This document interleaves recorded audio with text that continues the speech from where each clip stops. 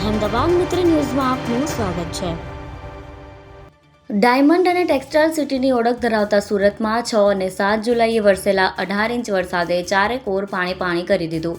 શહેરમાંથી પસાર થતી 5માંથી 4 ખાડી ઓવરફ્લો થતાં સ્લમ વિસ્તારથી લઈ પોશ વિસ્તારમાં જળબંબાકારની સ્થિતિ સર્જાઈ।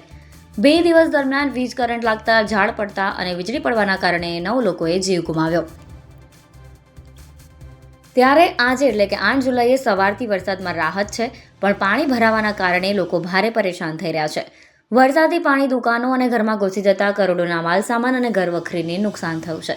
આ પૂરની સૌથી કરુણ અને હૃદયદ્રાવક પરિસ્થિતિ મોડેલ ટાઉન વિસ્તારમાં એક મધ્યમ વર્ગીય માતાની સામે આવી છે, જે ગઈકાલે નોકરી પર ગઈ હતી, પરંતુ પરત ફરતી વખતે અચાનક 10 ફૂટથી પણ વધુ પાણી ભરાઈ જવાના કારણે પોતાના ઘરે પહોંચી ના શકી।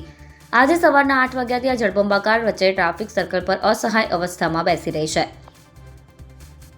પૂરના ધસમસતા પાણી વચ્ચે એક તરફ પોતાની લાચારી અને બીજી તરફ ઘરે એકલા મૂકેલા 3 માસૂમ બાળકોની ચિંતામાં આ માતાને આંખોમાંથી આંસુ સુકાતા નથી। મઘોબ વિસ્તારમાં 5 થી 7 ફૂટ જેટલા પૂરના પાણી ભરાઈ જતા સ્થાનિક લોકો કમરસમા ધસમસતા પાણીમાં જીવનું જોખમ ખેડી પીવાનું પાણી અને દૂધ જેવી પ્રાથમિક સામગ્રી લેવા બહાર નીકળવા મજબૂર બન્યા છે। 2 દિવસ દરમિયાન ભારે વરસાદના કારણે જે જળબંબાકારની સ્થિતિ સર્જાઈ, તેમાં સ્લમ વિસ્તાર હોય કે પોશ કોઈ બાકાત નથી રહ્યું। શહેરના કેટલાક વિસ્તાર એવા પણ છે કે જ્યાંના લોકોએ પહેલીવાર જળબંબાકારની સ્થિતિનો સામનો કરવો પડ્યો હતો।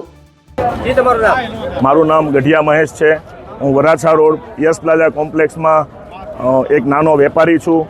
સુરત મ્યુનિસિપલ કોર્પોરેશન અને સિડકોના ભ્રષ્ટ તંત્રના હિસાબે અને ભ્રષ્ટ અધિકારીઓના હિસાબે આજે અમારું સુરત શહેરના નાના મોટા વેપારીઓને કરોડો રૂપિયાનું નુકસાન ગયેલ છે, અને આ નુકસાન પાછળ ફક્ત અને ફક્ત સુરત મ્યુનિસિપલ કોર્પોરેશનના ભ્રષ્ટ અધિકારીઓ છે મારા હિસાબે।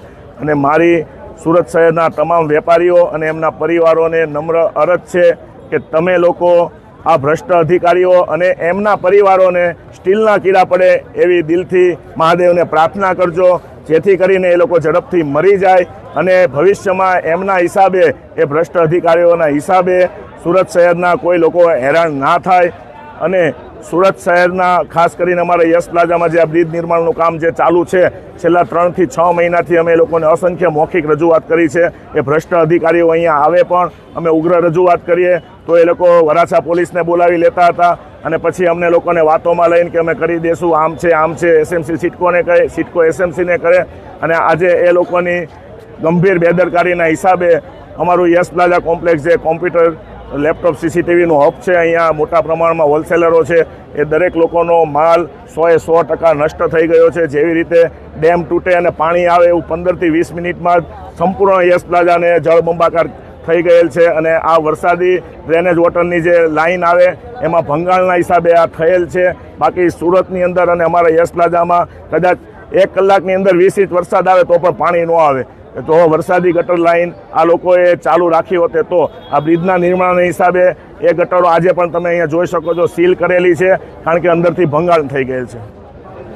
અહેમદાબાદ મિત્ર ન્યૂઝની YouTube ચેનલને સબસ્ક્રાઇબ કરો અને બેલ આઇકોન જરૂરથી દબાવો, જેથી દરેક મહત્વના વિડીયોની નોટિફિકેશન તમને મળતી રહે।